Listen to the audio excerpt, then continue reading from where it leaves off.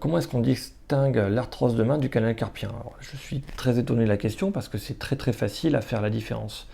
Normalement, n'importe quel professionnel de santé peut répondre à cette question-là. Demande à ton médecin, demande à ton kiné, un infirmier aussi. Vraiment, c'est très facile à identifier. L'arthrose, il va y avoir une déformation des articulations. Quand tu fais rien, tout va bien. Dès que tu déplies, tu as mal. Dès que tu bouges, en fait, tu as mal. L'os va frotter contre l'os et tu auras mal.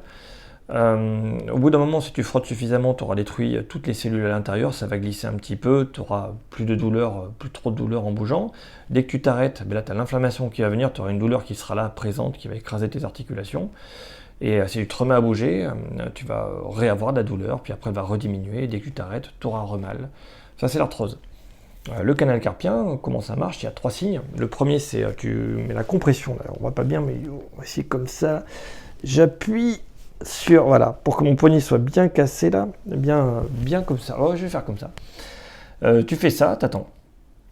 Voilà. Et t'attends 45 secondes et sur le coup, tu vas avoir après des fourmis dans la main. C'est le début du canal carpien. Après, tu le comprimes comme ça pendant très longtemps. Tu attends 45 secondes et pareil, tu peux aussi avoir des fourmis dans la main.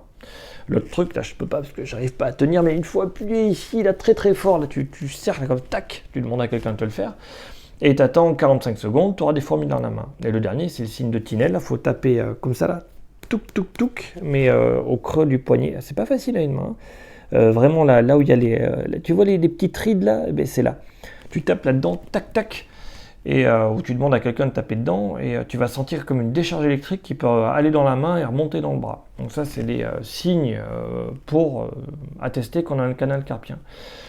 Entre celui-là, en compression, celui où on écrase les rides là, qu'il y a sur le poignet, et celui où on tape dedans, ça c'est les 3 signes majeurs, les 3 signes dominants. Si tu en as 2, ça va. 3, tu es un très bon candidat à l'opération. Et après, l'étape d'après, c'est une perte de force globale dans les mains. Tu n'auras pas mal dans les articulations, tu auras une perte de force dans les mains, des fourmis, des douleurs dans toutes les mains. Pour donner une astuce pour le canal carpien, en général, ce sont des gens qui dorment comme ça, tout le temps.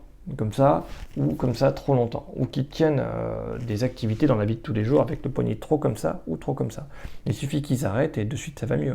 C'est pour ça qu'on donne souvent des attelles de repos pour maintenir le poignet dans l'axe. Ça sert juste à ça, hein, à ce que le poignet ne finisse pas comme ça ou comme ça.